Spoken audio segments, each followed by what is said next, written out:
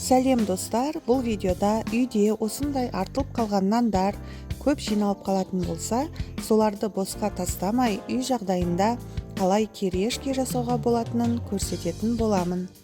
Ол үшін барлық нандарды осылай көбіктап бәрін бір келкі етіп турап аламыз.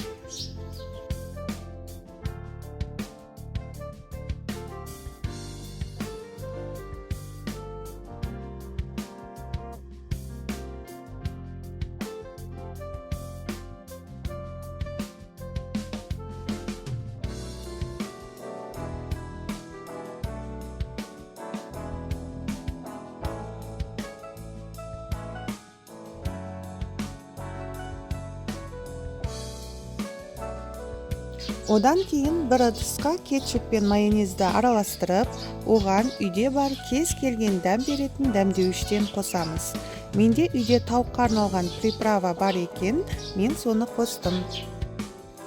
Көбінде осы тауыққа арналған приправа үйде болады деп ойлаймын, сондықтан сіздер де соны қоса берсеңіздер болады.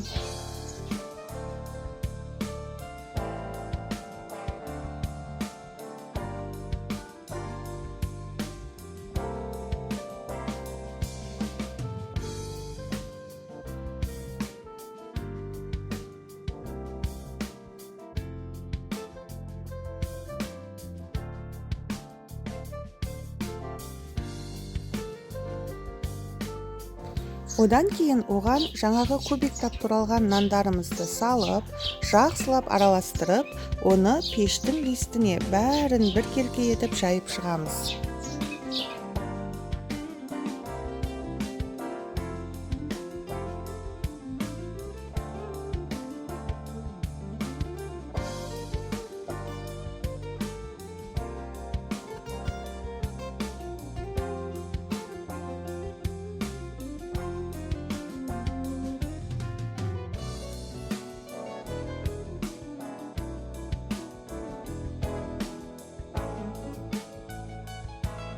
Одан кейін қызып тұрған пешке 15-20 минуттай пісіріп аламыз.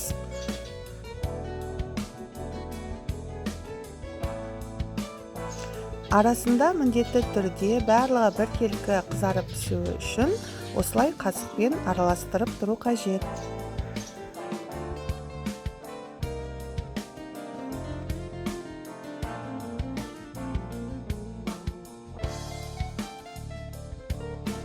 Міне осылай қарап тұрып, нандарыңыз қызарып піскен кезде пештен алсаңыздар болады.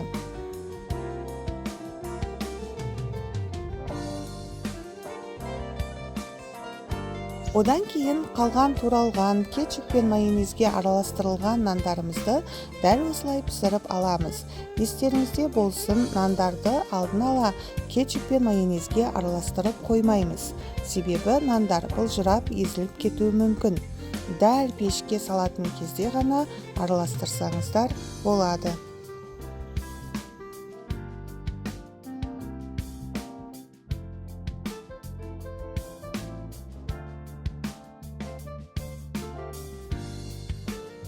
Міне дәл осындай қытырлақ дәмді кирешке болып шығады. Осылай зиянсыз кирешкені балаларыңызға жасап берсеңіздер, қуана-қуана жеп алатын болады. Видео сіздерге пайдалы болса, каналға тіркеліп, видеоның астына лайк басып, видеомен достарыңызбен бөлісіп қойыңыздар.